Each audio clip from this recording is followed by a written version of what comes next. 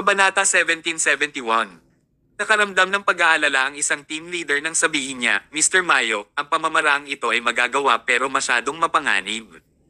Kakayanin ba natin ito? Kung mabaygo ito, lahat tayo ay tatawaging makasalanan ng buong bansa. Ganon din ang iniisip ni Vincent. Pero, may choice ba sila? Sa mga oras na ito, mahinang ngumiti si Thomas at tiniyak si Vincent. Sabi niya, Mr. Brown, mayroon talaga akong backup na solusyon. Hindi ito magiging kasing simple ng pagpapulala ng kanilang mga salungatan at pagpilit sa kanila na baguhin ang kanilang nakatataas na pamamahala. Nagliwanag ang mga mata ni Vincent at nagtanong siya, ano ang backup na solusyon? Sumagot si Thomas, ang paglala ng kanilang mga salungatan ay hindi ko tunay na layunin ngayon. Ang gusto ko talaga ay mawala ng pag-asa si Giovanni at ang barkada bago natin sila bigyan ng kaunting pag-asa. Ito ang ibig sabihin ng mga tao sa diskarte ng carrot at stick. Kapag nangyari iyon, ang pag-asa ay magiging parang pilak para sa kanila. Naniniwala ako na susubukan ni Giovanni ang kanyang makakaya upang maunawaan ito. Kung gayon, may kailangan lang akong gawin para maibigay ni Giovanni ang lahat ng atensyon niya kay Bernard. Kami ang madla na nanunood sa kanilang laban sa buong panahon at hindi rin namin maaaring hayaang makinabang si Bernard ng mag-isa. Curious na tanong ni Vincent, Mr. Mayo, ano ang balak mong gawin para magkabalikan sina Giovanni at Bernard? Umiti si Thomas. Hindi pa rin komportable na pag-usapan ang pamamaraan dahil ito ay talagang kasuklam-suklam. Gayunpaman, mangyaring magtiwala sa akin, Mr. Brown. Talagang mapapawi ko ang kaguluhan sa Southland District. Umikit si Vincent at huminga ng malalim. Dahil ang mga bagay ay umunlad hanggang sa puntong ito, wala siyang ibang mga pagpipilian. Kailangan niyang gawin ito. Agad niyang iminulat ang kanyang mga mata at nagbigay ng utos, just do as Mr. Mayo says. Hindi tayo dapat makipagkompromiso sa mga kriminal na nangahas na hamanin ang mga limitasyon ng gobyerno. Sa tingin ba nila ay magiging walang silbi ang batas laban sa kanila because they're such a big group? Sa tingin ba nila ay makakalusot sila kung magdulot sila ng kaguluhan? Well, ipapaalam ko sa kanila na paparusahan ko ang sinumang magdulot ng kaguluhan. Palitan ng lahat ng alipors ng Art Trading Corporation. Ibinigay niya ang utos sa isang determinado at mahigpit na tono. Lahat ng mga pinuno ng pangkat sa silid ng pagpupulong ay tumayo at malakas na sumagot, Yes sir. Pagkatapos, ang lahat ng mga pinuno ng pangkat ay sunod-sunod na umalis sa silid ng pagpupulong at ginawa ang lahat ayon sa plano ni Thomas. Nanumpa silang lalabanan sina Bernard at Giovanni hanggang sa huli at hindi nila hahayaan ang anumang kompromiso. Ang sumunod na 2 oras ay itinuring na pinakamagulo at magulong oras sa kasaysayan ng Southland District. Oo, mahigpit na hiniling ng gobyerno na umalis ang lahat ng nagmamarcha sa lansangan. Kung hindi, ang sinumang naiwan ay arestuhin. Bukod dito, gumawa ang gobyerno ng isang blacklist ng mga kumpanya. Na-target ang mga kumpanyang lumabas sa blacklist at ipapalitin nila ng gobyerno ang kanilang mataas na pamamahala. Ipinalam ng gobyerno na ang lahat ng iba pang negosyo, kumpanya, pamilya at grupo na naglalayong palitan ng nakatataas na pamamahala ng mga nakalistang kumpanya ay maaaring magkusa na mag-apply para sa isang posisyon o gumawa ng patakarang sumusuporta dito. Sa simula, lahat ay nagmamasid lamang sa sitwasyon. Nang maglaon, hindi na nakatiis na umupo ang lahat dahil masyadong mapang-akit ang alok at lahat sila ay nag-apply para dito. Lahat ng mga negosyante ay profiteers. Nakahanap na rin ng paraan ng mga kumpanyang dating sinusupil ng Art Trading Corporation para mailabas ang kanilang galit. Lahat sila ay humakbang at pinalitan ng malalaking kumpanya na kontrolado ng Art Trading Corporation. Kung hindi mapapalitan ng isa sa kanila ang isang kumpanya, 10 kumpanya ang makikipagtulungan upang palitan ito. Sa maikling panahon, ang mga pangunahing pang-ekonomiyang backbones na kinokontrol ng Art Trading Corporation ay ipinamahagi sa pagitan ng mga kumpanyang ito at ang pie ay naging mas maliit. Isang din nakikitang digmaan ang kumakalat sa Southland District. Bagaman walang pulbere, ramdam ng lahat ang kalupitan ng digmaan. Kabanata 1772. Sa tanggapan ng tagapangulo ng Art Trading Corporation. Umikab si Bernard na parang kakagising lang at kinusat niya ang kanyang mga mata. Sa wakas ay nakatulog ako ng maayos nang walang nang iistorbo sa akin. Uminom siya ng tsaa bago tumingin sa kanyang sekretarya sa gilid at nagtanong, ano ang nangyayari ngayon? Pinili ba ni Vincent na gumawa ng kompromiso o hindi? Nagtaas ng kamay ang sekretarya niya. Hindi pinili ni Vincent ang alinmang opsyon. Ano? Matigas talaga si Vincent. Pinili niya ang pangatlong opsyon na lumaban hanggang sa huli. Pagkatapos, sinabi sa kanya ng sekretarya ni Bernard ang tungkol sa pagpili ni Vincent at ang kasalukuyang sitwasyon. Pagkarinig ni Bernard, tumawa siya. Nakangiti siya habang umiiling-iling. Yan ba ang napili ni Vincent? Haha, sa tingin ba niya siya ay matalino at matigas? Ano ito? Iyan ay isang napakahanggal na pagpipilian. Kung gagawin niya iyon, ito ay magpapulala sa salungatan at gagawin ng gobyerno na tumayo laban kay Giovanni at sa kanyang mga gang. Ang mga tao ay gagawa ng matinding hakbang kapag sila ay desperado. Kung patuloy na gagamit si Vincent ng mga ganitong puwersa, ipapakita nito na hindi niya sineseryoso si Giovanni at ang kanyang barkada. Napatingin si Bernard sa kanyang sekretarya. Tawagan mo si Giovanni. May sasabihin ako sa kanya. Sige. Agad na tinawagan ng kanyang sekretarya si Giovanni at mabilis na sinagot ang tawag. Sa kabilang panig ng tawag, parang wala ng pag-asa si Giovanni. Hindi inaasahan ni Giovanni ang desisyon ng gobyerno. Pinili ng gobyerno na lumaban hanggang sa huli at nangangahulugan iyon na na-corner nila si Giovanni. Sa pagkakataong ito, mamamatay si Giovanni nang walang pag-aalinlangan. Ano ang dapat niyang gawin? Wala siyang daan palabas. Hello, Bernard? Tumatawag ka ba para pagtawanan ako? Parang frustrated si Bernard. Stop! Bakit mo sinasabi iyan, Giovanni? Ako ba ang uri ng tao na sisipain ka kapag down ka? Tutal, nasa iisang bangka tayo. Kung may mangyari sa iyo, paano ako tatabi at hahayaan na mangyari ito sa iyo? Wow! So, paano mo ako pinaplanong tulungan? Kung bibigyan mo ako ng antidote, hindi ako lalaban sa gobyerno. Giovanni, sinabi ko sa iyo ng maraming beses na wala akong antidote. So bakit mo pa ako tinatawag? Naging malamig ang ekspresyon ni Bernard at pinigilan niya ang kanyang galit habang sinasabi niya, Giovanni, please calm down. Tinatawagan kita dahil gusto kong ipaalala sa iyo na hindi mo na kailangang kunin ito kung hindi mo na kayang tiisin pa. Pinili mong magmarcha at magprotesta, ngunit iyon ay masyadong banayad. Wala itong malakas na epekto sa pagpigil, kaya ang gobyerno ay naglakas loob na labanan ka. Pinigilan at pinalitan ka lang nila. Naiintindihan mo ba? Hindi sumagot si Giovanni sa kabilang linya. Ito ay nakakatakot na tahimik. Matapos manatiling tahimik si Bernard ng ilang sandali, idinagdag niya, Giovanni, wala kang 24 na oras upang mabuhay ngayon. Ano pa ang dapat mong katakutin? Ilabas ang lahat ng iyong lakas upang labanan ang gobyerno. Kailangan mong ipakita kay Vincent ang iyong lakas at takutin sila para mabigyan kanila ng antidote. Bernard, huwag mong isipin na ganoon ako kawalang isip. I know you want to watch us fight, so you're inciting me to away Vincent on purpose. You're a real wicked person, malamig na sabi ni Giovanni. Napakamot ng ulo si Bernard. Inilantad ni Giovanni ang kanyang masasamang kaisipan sa isang sulyap. Pero, huminto sandali si Giovanni. Ikulat ka, pero may sense pa rin ang mga salita mo. Mamamatay na ako, kaya ano pa ang dapat kong katakutin? Kung patuloy akong magkonsesyon, iisipin ng gobyerno na madali nila akong mabuli. Okay, ipapaalam ko kay Vincent kung gaano ako kalakas. Bago tinapos ni Giovanni ang tawag, sinabi ni Bernard, teka lang, may isa pa akong gustong sabihin sa iyo. Sabihin mo.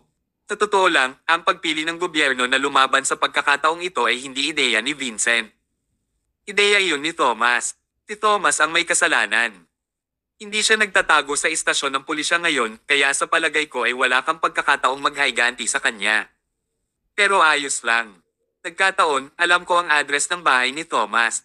Alam ko kung nasaan ang kanyang asawa, anak, at mga biyanan. Depende sa kung ano ang gusto mong gawin. Iyon ay isang tunay na masamang diskarte. Si Bernard ay mahusay sa paggamit ng iba para patayin ang kanyang target.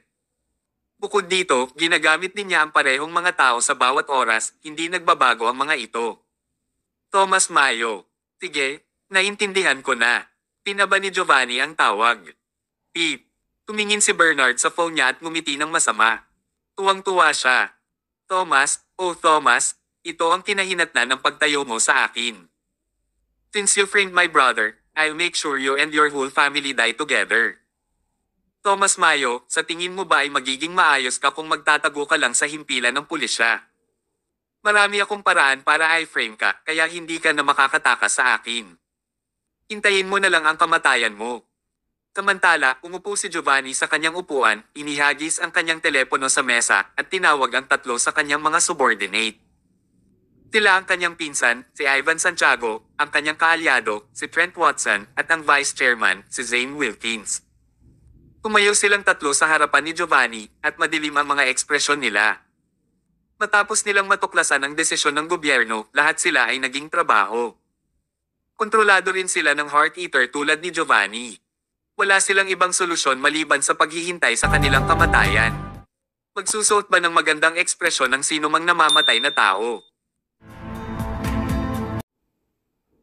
Kabanata 1773. Nakaramdam ng pagkadismaya si Ivan habang nagtanong, Giovanni, ano ang dapat nating gawin sa sitwasyong ito? Sabi ni Giovanni, dahil gusto tayo ni Vincent na ipaglaban hanggang dulo, sure, gawin natin.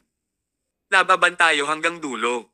Hindi na ako mabubuhay pagkatapos ng araw na ito, gayon pa man. Bakit matatakot ang isang taong namamatay? Nang marinig ng tatlo ang sinabi niya, ngumiti sila sa isa't isa. Dahil mamamatay sila, dapat lang nilang dalhin ito. Tinanong ni Ivan, Giovanni, paano tayo lalaban? Nag-isip sandali si Giovanni bago niya mariing sinabi, maghihiwalay tayo dito. Trent, ipaalam mo sa lahat ng ating mga alyansa na hindi na nila kailangang magmarcha at magprotesta muli sa malumanay na paraan. Direktang sabihin sa kanila na pumunta at magsimula ng kaguluhan. Gawing magulo ang Southland District at baligtarin ito. Kung hindi tayo mamuhay ng mapayapa, hindi rin natin hahayaang mamuhay ng mapayapa ang iba. Naikuyom ni Trent ang kanyang mga kamao. Nakuha ko. Tumingin muli si Giovanni kay Ivan at itinuro, Ivan, mas mahirap ang misyon mo. Kapag pinukaw ni Trent ang mga bagay-bagay, tiyak na magpapadala ang pulisya ng malaking bilang ng mga puwersa para kontrolin ang mga kaguluhan. Sa oras na iyon, magdala ng isang elite team para salakayin ang istasyon ng pulisya at kunin ang mga plant human na iyon mula sa pulisya. Atake sa police station. Iyon ay isang mapagmataas, matapang, at mapanganib na misyon. Hindi natakot si Ivan. Sa halip, mukhang excited siya. Tinilaan niya ang kanyang mga labi at sinabing, nakakamangha. Dadalhin ko ang aking mga tao at ibubudos natin ang istasyon ng pulisya. Kahit sino pa sila, nakuha nila ang ating panlunas na nagel iligtas buhay kaya hindi ko sila patatawarin. Napakabaliw ng lalaking ito na tiyak na magdadala kay Vincent ng hindi inaasahang pagkabigla. So, we're splitting 3 ways dito. Si Trent ang namamahala sa pagdudulot ng kaguluhan at pag-akit ng pag-atake, si Ivan ang namamahala sa pag-atake sa istasyon ng pulisya at pag-agaw sa plant humans. Parang wala naman akong magagawa, diba? Tanong ni Zane. Malamig ang ekspresyon ni Giovanni habang sinabi niya, hindi, kailangan mong gawin ang isang bagay na napakahalaga. Ano ito? Napunta kami sa isang kaguluhan ngayon dahil sa isang haltak na tinatawag na Thomas Mayo. Siya ay nagtatago sa istasyon ng pulisya na parang duwag, ngunit ang kanyang pamilya ay nasa labas pa rin. Zane, ang kailangan kong gawin mo ay patayin ang lahat ng miyembro ng kanyang pamilya para mailabas ang ating galit. Naningkit ang mga mata ni Zane. Sige, maaasahan mo ako. Dadalhin ko ang aking mga alipin para patayin ang lahat ng miyembro ng pamilya ni Thomas Mayo ngayon din. Ibinigay ni Giovanni ang lahat ng kanyang utos at ikinaway ang kanyang kamay. Pumunta ka. Pumunta at magdulot ng kaguluhan. Ngayon, kailangan nating ipaalam sa gobyerno na hindi tayo pushovers. Hindi pwedeng manipulahin lang tayo ni Vincent sa paraang gusto niya. Oo. Sunod-sunod na umalis sa opisina sina Ivan, Trent, at Zane, at ginawa nila ang sinabi ni Giovanni. Ang kaguluhan sa Southland District ay itinulak sa tuktok sa ilalim ng sulsol ni Bernard at sa utos ni Giovanni. Sa mga sumunod na oras, ang Southland District ay nahulog sa ganap na kaguluhan. Ang mga unang nagmarcha upang magprotesta ay agad na nagbago. Naging agresibo sila, nagalit, at nabalisa. Inampis lang nila ang sinumang makita at ninakawan ng anumang nakikita. Nagdala sila ng maximum na pagkawasak sa Southland District. Naganap ang kaguluhan sa maraming lugar sa Southland District ng sabay-sabay. Nakaupo si Trent sa isang itim na SUV habang nagbibigay siya ng mga tagubilin para sa mga kaguluhan. Siya ang namamahala sa pag-aayos ng mga kaguluhan upang gawing magulo ang Southland District na tila walang katapusan ng kadiliman.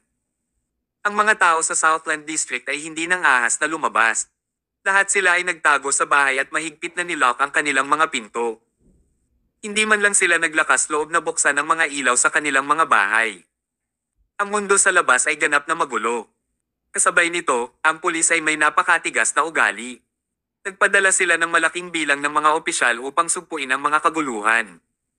Inaresto ang mga nagdulot ng kaguluhan. Ang ilan na lumaban at nagnakawan ng mas walang awa ay binaril pa hanggang sa mamatay sa site. Ang gobyerno at si Giovanni ay magkaribal sa puntong ito at walang paraan upang baligtarin ang sitwasyon. Sa oras na iyon, pabalik-balik si Vincent sa meeting room ng istasyon ng pulis at nag-aalala siya sa kasalukuyang sitwasyon. Makakatanggap siya ng mga tawag mula sa kanyang mga superior paminsan-minsan, nagtatanong tungkol sa kasalukuyang sitwasyon. Si Vincent ay susubukan na harapin sila hanggat maaari. Pagkatapos niyang tapusin ang isang tawag, tumingin siya kay Thomas at sinabing, ang Southland District ay magulo ngayon. Hindi ko talaga alam kung gaano katagal ang kaguluhang ito. Labis, 18 oras. Pagsikat ng araw bukas, muling isisilang ang Southland District, mariing sabi ni Thomas. Umaasa ako. Kahit kaunti ay walang tiwala si Vincent. Hindi niya alam kung anong backup na plano pa rin ni Thomas. Siya, para sa isa, ay hindi nahanap na posible na gumawa ng isang kompromiso kay Giovanni. Sinabi ni Thomas, hindi ito isang kompromiso, ngunit pagpapatawad. Kung si Giovanni at hanggang ang mananaig, tuluyan na tayong matatalo sa digmaang ito. Magiging kwalipikado lang kaming makipag-ayos kay Giovanni kapag nasa itaas na namin. Hinahayaan lang tayong manalo sa laban na ito, hindi matalo. Sa sandaling iyon, nagmamadaling tumakbo ang isang pulis. Puno ng pawis ang kanyang ulo habang sinasabi, "Nako, Mr. Brown." Ilang daang tao ang nasa labas at naglulunsad sila ng pag-atake sa istasyon ng pulis. Ha! Nagulat si Vincent. Talagang hindi niya inaasahan ang mga bagay na magiging ganito. Naisip niya na si Giovanni ay magdudulot lamang ng ilang kaguluhan at pinsala sa Southland District upang ipahayag ang kanyang kalungkutan. Talagang hindi niya inaasahan na maglalaro si Giovanni para akitin ang mga pulis palayo sa istasyon ng pulisya. Upang sugpuin ang mga nagdudulot ng kaguluhan, ipinadala na ng istasyon ng pulisya ang karamihan ng mga opisyal nito. Maaaring mahirap para sa natitirang mga opisyal ng pulisya na labanan ang pag-atake ng ilang daang tao. Bagaman mayroon silang mga baril, sila ay nasa isang kabuoang kawalan sa mga tuntunin ng mga numero. Ang kutis ni Vincent ay lubos na mapatla at siya ay bumulong sa sarili, "Giovanni, matapang ka. Baliw na baliw ka na magkaroon ng lakas ng loob na salakayin ang istasyon ng pulis." Kabanata 1774. Sa oras na ito, ang pinsan ni Giovanni, si Ivan, ay nagdala ng 200 tao upang salakayin ang istasyon ng pulisya. Isa lang ang pakay nila, ang agawin ng mga plant human na iyon. Hindi man nila maagaw ang plant humans, gusto pa rin nilang pumatay ng ilang pulis. Gusto pa nilang patayin si Thomas, pati si Vincent, at hayaan silang sisihin. Na-corner talaga sila ng 2 taong iyon, pero sino ang natakot? Ipinanganak si Ivan na isang matigas na tao na walang pakialam sa kanyang buhay. Sa pagkakataong ito, sa wakas ay nagkaroon na siya ng pagkakataong gumawa ng gulo. Tumayo siya sa ibabaw ng isang SUV at may hawak na malaking machete. Patuloy niya itong iniindayog at sumisigaw para hikayatin ang kanyang mga alipin na subukan ang kanilang makakaya sa pag-atake. Naturally, hindi rin sila dumating ng walang laman ang mga kamay. Mahigit 20 bulldozer ang itinulak upang agresibong salakayin ang istasyon ng pulisya. Ito na ang huling kabaliwan sa buhay. Sa simula, pinayuhan pa rin ng puwersa ng pulisya ang mga taong ito na huwag manggulo sa paggamit ng mga loudspeaker, ngunit walang nakinig sa pulisya. Patuloy nilang ginagamit ang mga bulldozer upang salakayin ang istasyon, inilalagay ang kanilang buhay sa linya. Dahil doon, sa wakas ay napagtanto ng pulisya na ang grupong ito ng mga kriminal ay ganap na baliw. Ilang pulis ang nagpaputok sa kanila. Tinadya nilang gumamit ng baril para takutin ang grupo. Alam ng lahat na hindi madaling gamitin ang pamamaraang ito. Ang mga putok ng baril ay magpapabaliw sa mga manggugulo. Mga kaibigan, gawin natin ito. Patuloy na sumisigaw si Ivan habang winuwagayway niya ang malaking machete para hikayatin ang kanyang mga kaibigan na sumugod sa galit. Patuloy ang paghampas ng mga bulldozer at may grupo rin ng mga kriminal na nagwawagayway ng malalaking machete. Ang sitwasyon ay ganap na wala sa kontrol. 90% ng puwersa ng pulisya ay naipadala sa ibang lugar kaya ang istasyon ng pulisya ay walang laman ngayon. Pinili ni Giovanni na akitin ang puwersa ng pulisya palayo sa istasyon bago sumalakay sa istasyon ng pulisya. Sa totoo lang, ito ay mukhang isang diskarte na ginamit sa digmaan. Sa kasamaang palad, hindi niya ito ginamit sa tamang paraan. Kahit na gusto ng gobyerno na magpadala ng ilang pulis, huli na ang lahat. Sa oras na dumating ang mga reinforcement ng pulisya, ang himpilan ng pulisya ay ibababa. Nang marinig ni Vincent ang walang tigil na hiyawan. Gayon din ang mga nagbabantang tunog mula sa mga bulldozer at tumingin sa mga pilak na machete na nakataas sa ere, punong-puno siya ng panghihinayang. Kung alam niyang lalala ang hidwaan hanggang sa ganoong punto, hindi sana siya pabigla-bigla na nakikinig kay Thomas. Ngayon, kailangan niyang bayaran ang presyo para sa kanyang walang isip na desisyon. Sa sandaling iyon, tumayo si Thomas at sinabing, "Mr. Brown, gagawin ko ang buong responsibilidad. Binigyan kita ng ideya. Dahil ang mga bagay ay umunlad hanggang sa antas na ito, hayaan mo lang akong tapusin ito. I wrap ito. Paano niya ito nababalot?" Umiling si Vincent at tumawa bilang pagbibitiw. Sabi niya, "Mr. Mayo, alam ko na dati kang God of War at ang iyong martial arts skills ay hindi ka panipaniwala. Ngunit kahit gaano ka kahusay sa pakikipaglaban, iisang tao ka lang. Tingnan mo ang mga kriminal sa labas.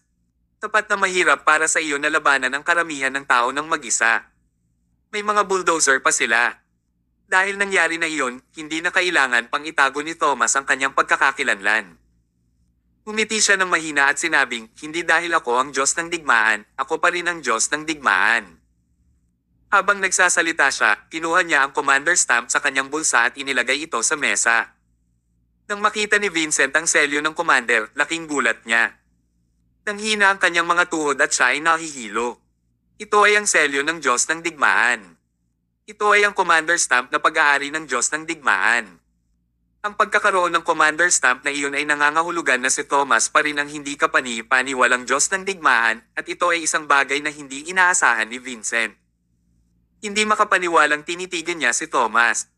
"Ginoong Mayo, hindi, God of War, hindi ka ba nagbitiw sa posisyon? Bakit mayroon ka pa ring commander stamp? Nag-resign ako, ngunit hindi ko ba ito maibabalik muli?" Umiti ng mahina si Thomas. "Hindi ko rin naman kailangan itago sa'yo. Nabawi ko na ang aking posisyon sa God of War noong nasa Central City ako. Ngayon, ako pa rin ang Commander-in-Chief ng hukbo." Nang marinig ni Vincent ang sinabi ni Thomas, agad siyang naging walang takot. Sa katalinuhan ni Thomas at sa hukbong pinamunuan niya, walang sino man sa mundong ito ang maaaring magbanta sa buhay ni Thomas. Kaya naman, ito ang pinakaligtas na manatili kay Thomas. Kabanata 1775. Gaya ng inaasahan, kinuha ni Thomas ang kanyang telepono at tumawag. Agad naman itong sinagot, "Commander, Power of Almighty, attack now." Oo. Matapos tapusin ni Thomas ang tawag, casual siyang naglakad patungo sa bintana. Pinuksan niya ito at tumingin sa pasukan ng police station. Tinitigan niya ang mga tao na patuloy na gumagawa ng kaguluhan na iniisip na maaari nilang kunin ang istasyon ng pulisya. Hindi pa rin nila alam na guguho na ang kanilang mundo. Lumakad din si Vincent sa bintana at tumingin sa labas kasama si Thomas. Matapos maghintay si Vincent ng wala pang 20 seconds, nakita na niya ang pinaka-nakakalokang eksena sa buhay niya. Ang tatlong pangunahing daan patungo sa istasyon ng pulisya ay una ng walang laman, ngunit isang malaking pulutong ang biglang dumating. Lahat sila ay maskuladong mandirigma. Bawat isa sa kanila ay may hawak na kalasag at baton, at wala silang ibang sandata. Mayroong halos 1,000 tao sa tatlong pangunahing kalsada. Naging napaka-tense ang kapaligiran nang pumasok ang mga mandirigma sa war zone. Halos 1,000 tao ang sumali sa labanan, na ganap na nagbago sa buong sitwasyon sa isang iglap. Napagtanto ni Ivan na nanguna na napapalibutan siya. Ang natitirang mga pulis sa himpilan ng pulisya ay sinusubukan pa rin ang kanilang makakaya upang labanan habang ang Power of Almighty ay hamarang sa mga kalsada sa likod nila. Nasa dilema si Ivan. Kung ang isang normal na tao ay nakatagpo ng ganoong sitwasyon, pwedeng natakot siya hanggang sa punto na siya ay nahimatay, ngunit hindi ito natakot ni Ivan. Namula ang kanyang mga mata at nakaramdam siya ng labis na pananabik. Wow! Ang daming dumarating. Ito ay kahangahangang. Ngayon, ipaglalaban kita ng mabuti. Sa sinabi ni Ivan, tumalon siya pababa ng SUV. Pagkatapos, itinaas niya ang kanyang malaking machete habang siya ay walang takot na naglalakad patungo sa kapangyarihan ng makapangyarihang hukbo. Ang kanyang mga alipin ay pinasigla ng kanyang espiritu, kaya lahat sila ay sumunod sa kanya mula sa likuran. Tumugod sila para umatake. Nang magkalapit ang magkabilang panig sa isa't isa, nagsimula silang mag-away. Nilalaslas nila ang power of Almighty's shields gamit ang kanilang mga machete, habang ang mga bulldozer ay nagpatuloy sa kanilang galit na galit. Dinala ni Ivan ang kanyang mga alipors upang labanan ang kanilang buhay at labanan sa huling pagkakataon. Sa opinyon ni Ivan, ang kanyang mga aksyon ay matapang. Sa kanyang isip, siya ay isang bayani at isang malaking pagbaril na magkakaroon ng magandang reputasyon na magtatagal magpakailanman. Dagdag pa, ang mga susunod na henerasyon ay madalas na nagpapalaki sa kanya. Sa totoo lang, nagkamali siya. Sa huli, isa lang siyang walang ingat, matapang na tao na walang plano. Hindi man lang siya itinuring na isang walang ingat na tao dahil hindi man lang siya nilagyan ng pinakapangunahing pamamaraan ng labanan. Kapag madalas siyang lumalaban, binubuli niya ang maliliit na grupo ng mga tao na may malaking grupo ng mga alipors. Kadalasan, ang iba ay maglupusay sa lupa habang sinasampal niya sila. May ilang paraan si Ivan para tamaan ang mga walang kakayahang lumaban. Gayunpaman, nang siya ay kinakailangan upang labanan ang isang mahusay na sinanay na koponan tulad ng Power of Almighty. Siya ay lumitaw, masyadong mahina at walang magawa tulad ng isang bata na nakikipaglaban sa mga matatanda gamit ang isang larwang kutsilyo. Mukha itong bata at nakakatawa. Bago kumilos ang Power of Almighty, hinawakan ni Ivan ang kanyang machete at nilaslas sila saglit. Maya-maya pa, huminga siya ng mabigat at hindi man lang makahawak ng kutsilyo. Bumagsak ang kanyang kutsilyo sa lupa na may kalampag. Pagkatapos ay itinaas ng isang mandirigma ang kanyang paa at binigyan si Ivan ng isang sipa, pinabalik siya ng halos 8 metro. Tumama ang likod ng kanyang ulo sa matalim na gilid ng bato na resulta ng pinsalang dulot ng mga bulldozer. Thud! Namatay siya on the spot. Nakagawa siya ng lahat ng uri ng krimen, kaya karapat-dapat siyang mamatay ng ganoon. Kabanata 1776. Hindi nang ahas na paniwalaan ni Ivan na napakawalang kwenta niya nang mamatay siya. Sa isip niya, noon pa man ay magaling siyang makipaglaban at mas magaling pa siya sa mga wrestler. Ang totoo, hindi man lang siya makahawak ng machete ng mahigpit. Medyo mabigat ang isang machete. Kung ang isa ay hindi bihasa, medyo mahirap maglaslas ng isang tao gamit ang isang machete. Namatay si Ivan dahil sobra niyang pinahahalagahan ang sarili niya. Sa sandaling namatay ang commander, ang natitirang mga tao ay bahagyang nabalisa at nataranta. Kasunod nito, sinupil ng Power of Almighty ang lahat ng mga kriminal na parang nagsisibak ng gulay. Wala sa 200 individual ang maaaring tumakas. Tumangging sumuko ang mga nagtago sa mga bulldozer at nagpumilit silang lumaban hanggang sa huli. Lahat sila ay pinagbabaril hanggang sa mamatay ng mga pulis gamit ang mga baril upang maiwasan ang pagkawala ng mas maraming inosenteng buhay. Ang buong proseso ay naglaro sa wala pang 40 minuto at ang koponan ay medyo mahusay. Dinala ang bangkay ni Ivan. Ang nakakatawang pag-atake ay natapos ng ganoon. Sa himpilan ng pulisya, nakaramdam ng paghanga si Vincent nang bigyan niya ng malaking thumbs up si Thomas. God of War, hindi pa rin masisira ang team na sinanay mo. Kahanga-hanga. Ito ay talagang kamangha-mangha. Hindi sumagot si Thomas. Tahimik lang siyang nakaupo at naghihintay ng balita ng tagumpay. Tinagtagal, nabalitaan ng pinsan ni Ivan, si Giovanni, ang tungkol sa kanyang pagkamatay. Namula ang mga mata ni Giovanni. Close na sila ni Ivan simula bata pa sila. Hindi niya inaasahan na pumanaw si Ivan sa ganoong paraan. Bahagyang inangat ni Giovanni ang kanyang ulo para pigilan ang kanyang mga luha. Ilang saglit pa, iminulat niya ang kanyang mga mata at nababalot ng galit ang kanyang isipan. Agad niyang tinawagan si Zane. Ginoong Santiago, maaari ko bang malaman kung tungkol saan ito? Nahanap mo na ba ang bahay ni Thomas? Oo, nahanap ko na. Kumilos ka na. Patayin ang buong pamilya ni Thomas. Huwag iligtas ang isa sa kanila. Opo, Ginoo. Matapos matanggap ni Zane ang pagtuturo, hindi na siya nagpapigil pa. Naglabas siya ng punyal at nagdala ng humigit kumulang 30 tao kasama niya bago siya naglakad patungo sa bahay ni Thomas. Bago iyon, nalaman na niya na 4 lang ang tao sa bahay. Sila ay sina Emma, Johnson, Felicia, at anak ni Thomas na si Abigail. Mayroon lamang isang babae, isang bata, at isang matandang mag-asawa. Madali nilang maasikaso ang 4 na taong ito. Gayunpaman, may iba pa ring iniisip si Zane. Narinig niya na maganda ang asawa ni Thomas, si Emma. Nag-alab ito ng apoy sa kanyang puso at handa siyang matulog kasama si Emma bago niya ito patayin. Thomas Mayo, mamaya, padadalhan kita ng ilang larawan ng iyong asawa na umiiyak at nagmamakaawa. Haha, umisi siya sa nakakadiri. Nang tinitipon ni Zane ang kanyang mga tao at maglalakad na sila papunta sa bahay ni Thomas, 4 na lalaki ang lumabas mula sa isang maliit na lane sa gilid.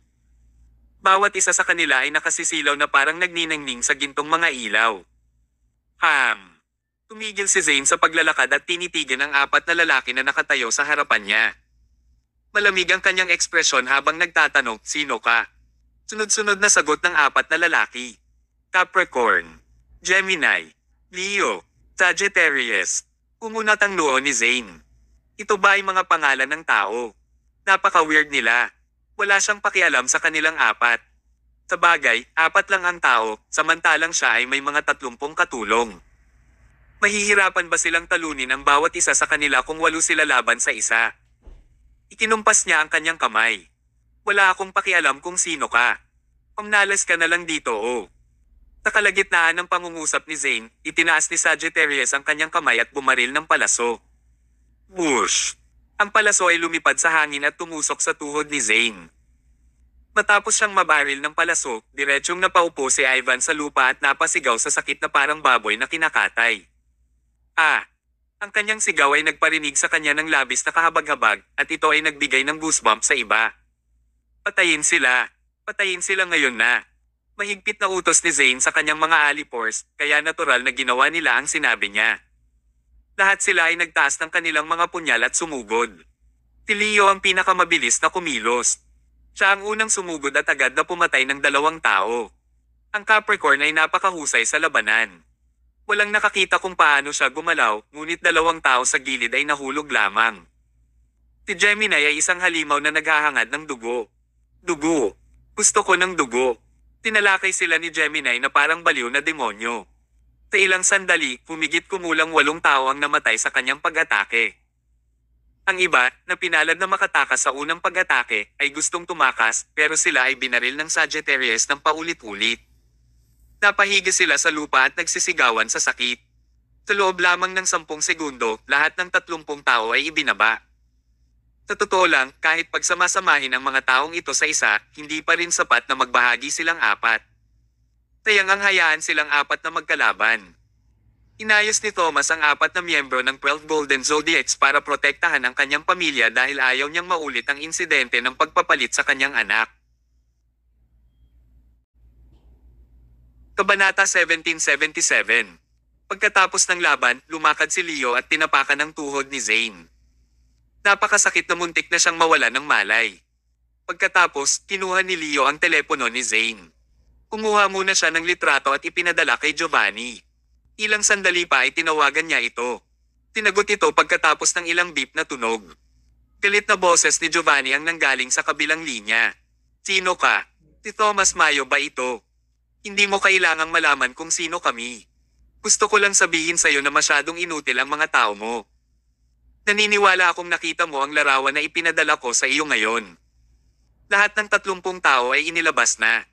Giovanni Santiago, sana ay makapag-ayos ka para sa mas maraming tao na pumunta. Masyadong kaunti ang ipinadala mo dito. They aren't enough for us to share, sagot ni Leo sa masungit na boses. Pagkatapos niyang magsalita, itinapon niya ang telepono at pinagputol-putol ito ng isang hakbang. Napakayabang niya at walang galang. May nagkusa talagang tumawag kay Giovanni at humiling na ayusin niya ang mas maraming tauhan. Ito ay ganap na walang galang kay Giovanni. Si Giovanni ay hindi pa nakatagpo ng ganoong kahilingan. Hindi niya inaasahan ang 4 na miyembro ng pamilya ni Thomas na walang kasanayan sa pakikipaglaban na talagang ayusin ang mga martial arts elites na dinala ni Zane. Ito ay hindi ka panipaniwala. Actually, hindi niya alam na ang mga nag-alaga kay Zayn ay mga miyembro ng 12 Golden Zodiacs. Sila ang mga trump card ni Thomas. Umupo si Giovanni sa upuan sa opisina niya at galit na sinuntok ng paulit-ulit ang office desk niya. Gusto niya talagang magpadala ng mas maraming tao, ngunit wala na siyang lakas tao. Sa pangkalahatan, ipinadala niya ang lahat upang salakayin ang istasyon ng pulisya, ngunit lahat sila ay natalo. Kaya lang, kaunti na lang ang natitira sa kumpanya niya. Kahit na may mga available na tao, sila ay mga white-collar worker lamang na walang anumang kakayahan sa pakikipaglaban. Hindi niya inaasahan na lalaban sila ng buong tapang para sa kanya. Si Giovanni ay isang lalaking naging malaking boss sa buong buhay niya. Ito ang unang pagkakataon na nakaramdam siya ng kawalan ng pag-asa. Hindi nagtagal, narinig niya ang huling malungkot na balita. Si Trent, na namamahala sa pagdudulot ng kaguluhan sa Southland District, ay binaril hanggang sa mamatay sa lugar. Ang lahat ng kanyang mga kaalyado ay ganap na natalo. Sa katunayan, walang magandang wakas kapag ang isa ay lumaban sa gobyerno. Nakita ni Giovanni kung ano talaga ang kaya ng gobyerno. Akala niya magiging epektibo ang three-way attack niya. Sa hindi inaasahang pagkakataon, nabigo ang tatlong pag-atake.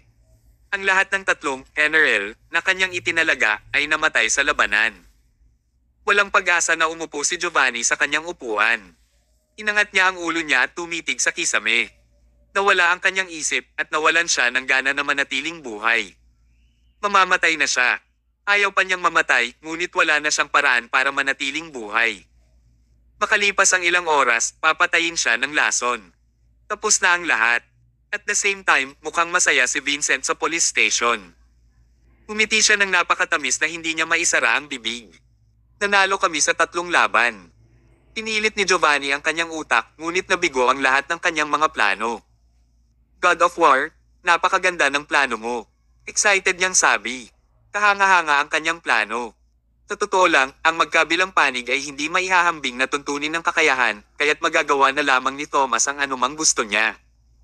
Ang kanyang tunay na diskarte ay nakatutok sa mga sumunod na nangyari.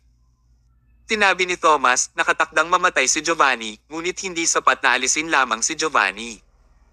Ang pinakamalaking tinek sa Southland District ay ang Art Trading Corporation at Bernard Vedastos.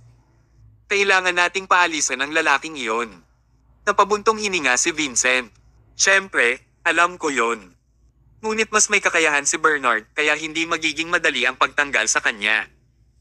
Bukod, ang Art Trading Corporation ay hindi lamang may kapangyarihan sa Southland District, ngunit mayroon din silang malakas na kapangyarihan sa buong bansa. Sila talaga ang may say sa Celandine City. Kung papatayin lang natin si Giovanni, natatakot ako na baka magalit ang gobyerno sa Art Trading Corporation at magkakaroon ng mas maraming problema sa hinaharap.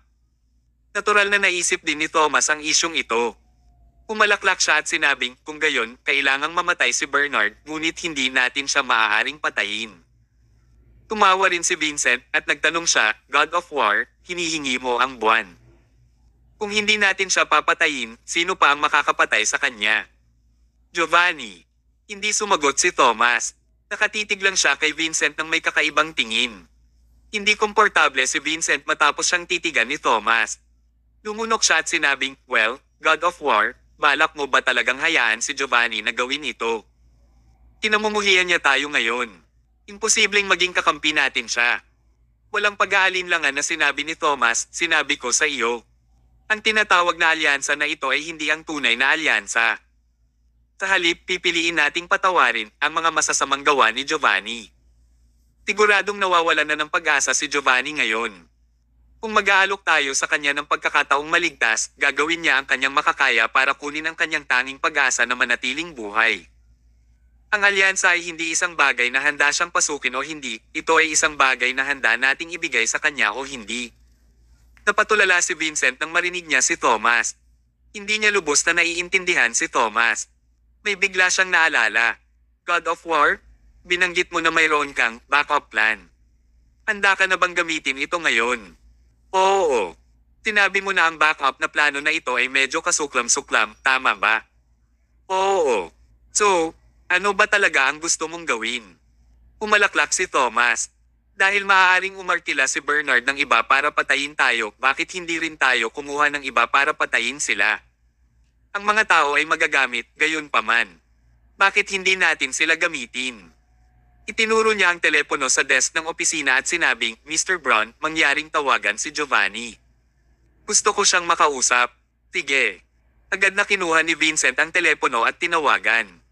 Nagring ang telepono ng 1 minuto bago ito kinuha ni Giovanni. Kitang-kita kung gaano siya problemado at walang magawa sa mga oras na ito. Ipinasa ni Vincent ang telepono kay Thomas. Hindi nagmamadaling magsalita si Thomas. Sa halip na natili siyang tahimik kasama si Giovanni. Sobrang awkward ng katahimikan. Makalipas ang 1 minuto, sa wakas ay binigkas ni Thomas ang unang pangungusap. Ako si Thomas Mayo. Pagkatapos, sinabi niya ang pangalawang pangungusap na posibleng magagalit kaagad kay Giovanni. Tinatawagan kita dahil gusto kong bigyan ka ng payo kung paano manatiling buhay.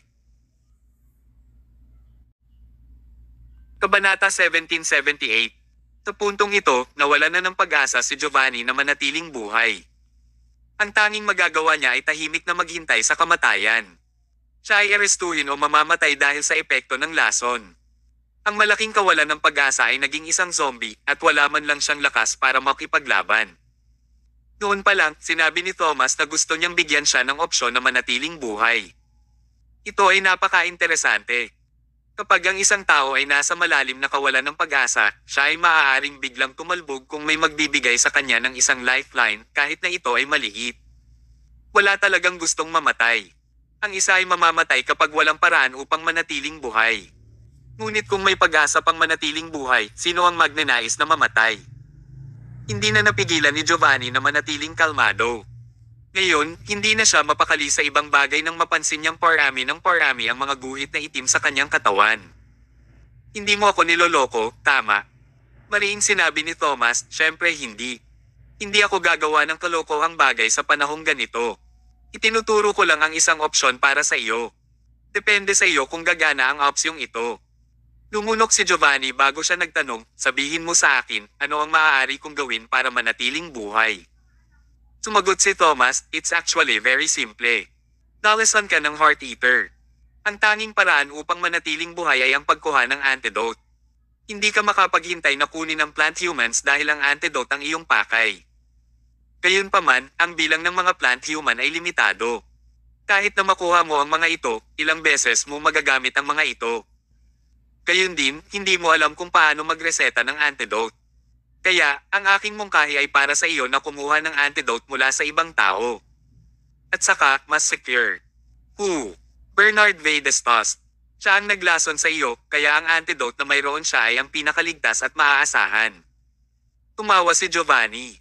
Kung si Bernard ang may antidote, sa tingin mo mapipilitin pa rin akong gawin ang mga bagay na ito. Kinuha mo ang panluna sa kanya. Alam ko. Patuloy na sinabi ni Thomas, si Bernard ay walang anumang antidote sa kasalukuyan, ngunit ang kanyang ama, si Lord Vedestos, ay mayroon nito. Panginoong Vedestos, hindi siya papayag na ibigay ito sa akin. Under normal circumstances, tatanggi siyang ibigay ito sa iyo. Ngunit kung ang kanyang pinakamamahal na anak ay nasa panganib, tatanggi pa ba siya? Nilinaw ito ni Thomas. Isang pangungusap na lang ang layo niya mula sa direktang paghiling kay Giovanni na kidnapin si Bernard at pilitin si Lord Vedestos na iharap ang antidote. Dagdag pa niya, Giovanni, ito na ang huli at tanging opsyon mo. Itigil na ako sa pagsasalita dito. Maaari kang magpasya kung ano ang gagawin sa iyong sarili. Pagkasabi ni Thomas ay ibinabana niya ang tawag. Natahimik si Giovanni. Oo, paano niya makakalimutan na may isa pang pagpipilian para sa kanya? Sa halip na kumuha ng malaking panganib na kunin ang plant humans mula kay Vincent, dapat niyang agawin si Bernard at pilitin si Lord Vedestos na bigyan siya ng antidote. Bagamat malaki pa rin ang panganib kung gagawin niya iyon, mamamatay siya, kaya bakit niya ito pakialaman? Ito ay malinaw na magiging mahusay kung siya ay magtagumpay. Kung nabigo siya, ayos lang din. Kalagkarin lang ni Giovanni si Bernard sa pintuan ng kamatayan. Kung tutuusin, lahat ng ito ay dahil kay Bernard kaya napunta si Giovanni sa ganito ngayon. Kailangan niyang maghayganti para sa kanyang sama ng loob. Agad namang inayos ni Giovanni ang sarili. Maingat niyang binilang ang kanyang natitirang lakas tao. Imposible para sa kanya na puwersahang salakayin ang Art Trading Corporation, ngunit kung gusto niyang maglunsad ng isang sorpresang pag-atake, sapat na ang mga taong mayroon siya. Bernard Vedestos, ikaw ang dahilan ng aking miserableng katapusan. Oras na para magbayad ka.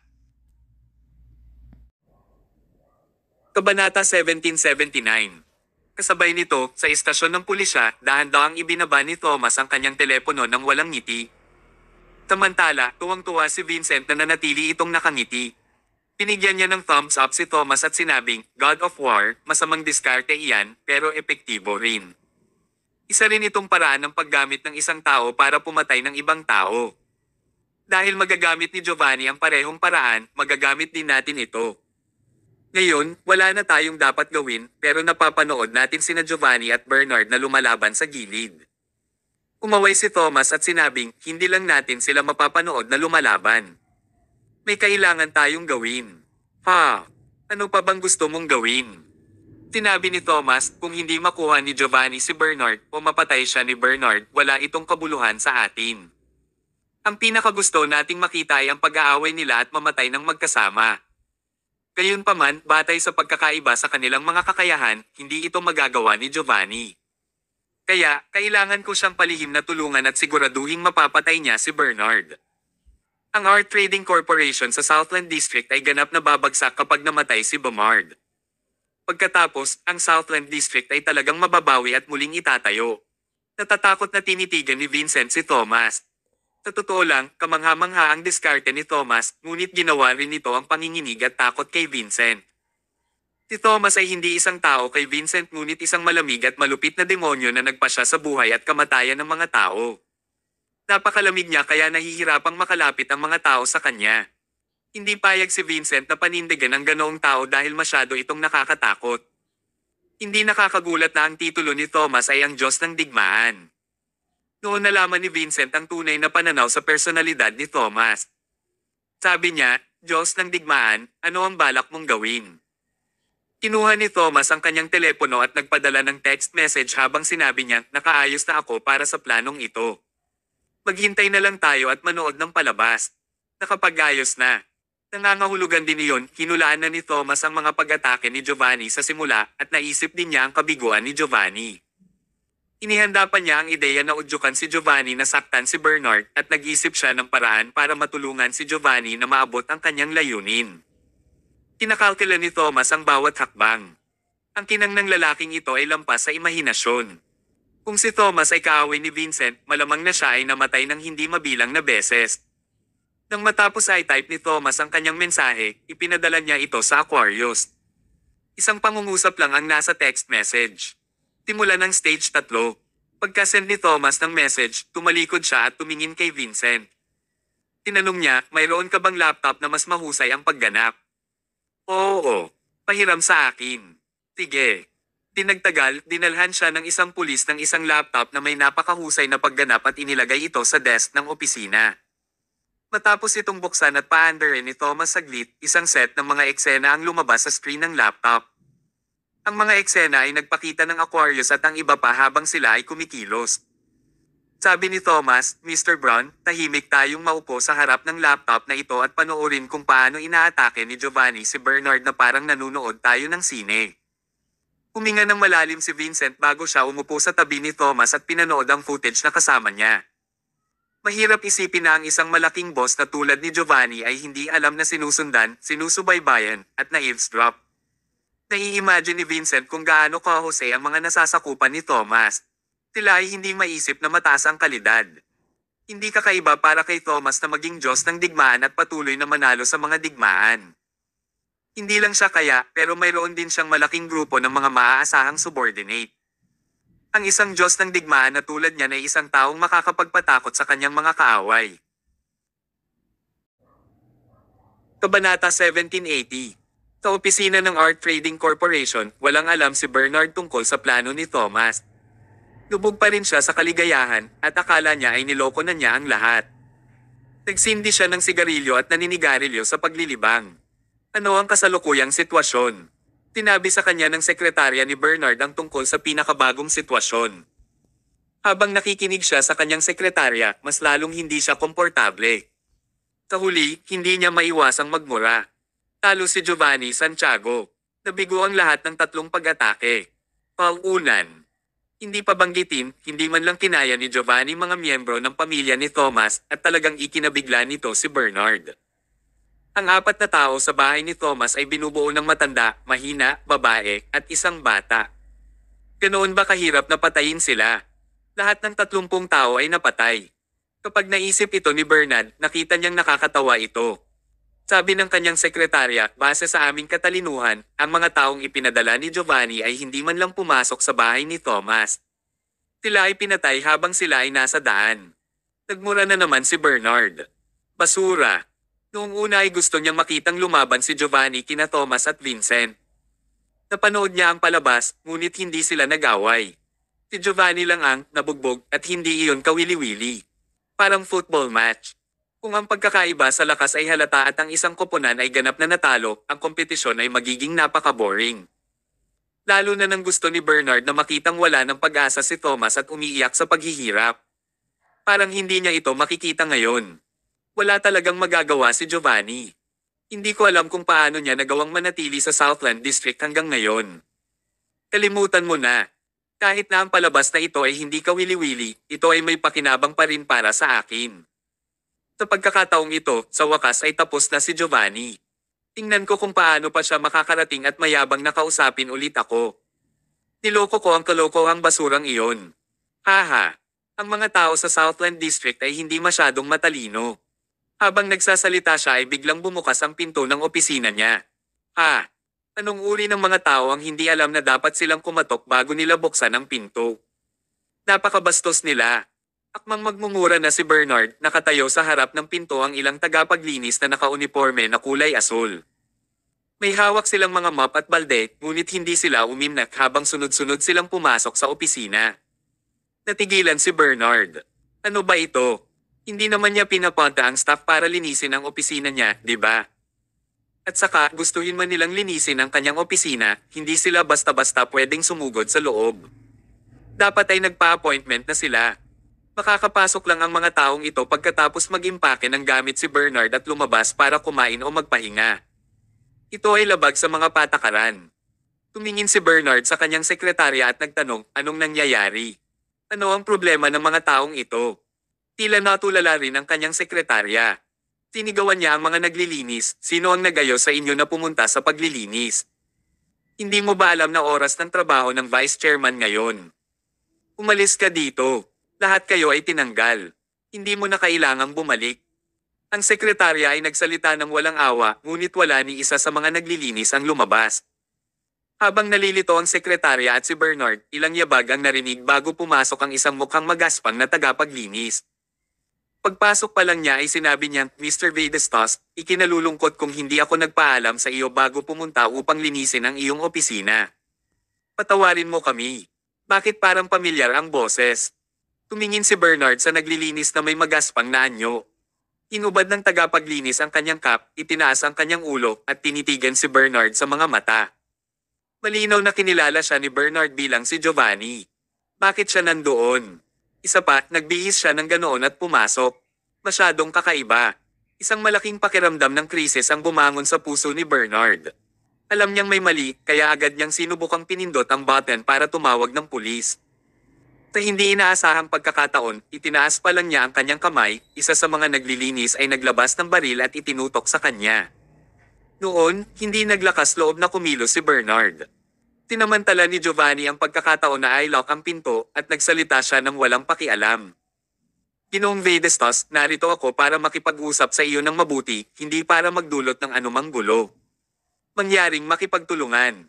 Kung hindi ka makikipagtulungan, huwag mo akong sisihin sa pagiging bastos. Pagkatapos ng lahat, alam mo na wala akong maraming oras upang mabuhay. Mayroon akong ilang oras na natitira, kaya kung gawin ang anumang bagay. Kinilabutan si Bernard nang binyantaan siya ng ganoon. Alam niyang naghihingalo na si Giovanni. Ang isang namamatay na tao ay talagang makakagawa ng anumang bagay na kasuklam-suklam. Walang duda tungkol dito. Tinitigan siya ni Bernard at tinanong, ano ang gusto mo? Sumenya si Giovanni sa kanyang tingin at ang ilan sa kanyang mga nasasakupan ay agad na nagpatuloy sa paglock ng mga bintana at pagguhit ng mga kurtina. Pagkatapos, itinali nila ang sekretarya sa upuan at tinakpan ng tela ang bibig nito. Pagkatapos nito, ibinaba pa nila ang alarma ng pulisya at pinutol ang cable ng telepono upang matiyak na hindi makatakas o makatawag ng tulong si Bernard. Nahawakan ang lahat. Umupo si Giovanni sa tapat ni Bernard at sinabing, hindi mo ba alam kung ano ang gusto ko? Namamatay na ako at may ilang oras na lang ako para mabuhay.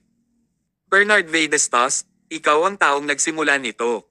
Hindi ba dapat may responsibilidad ka? Sa oras na ito, gusto pa rin gamitin ni Bernard si Giovanni. Huminga siya ng malalim at sinabing, I already gave you an idea. Pumunta at kunin ang mga plant human mula kay Vincent. Hanggat maaari mong makuha ang mga ito, tutulungan kitang makagawa ng antidote. Haha, tumawa si Giovanni. Kumuha ng mga bagay mula sa pulis. Anong uri ng katawa-tawa na ideya iyon? Ginawa ko ang sinabi mo at malamang alam mo ang nangyari. 3 salita. Nawala ko ang lahat. Sabi ni Bernard, iyan ay dahil hindi mo kaya. Hindi mo ako masisisi. Oh,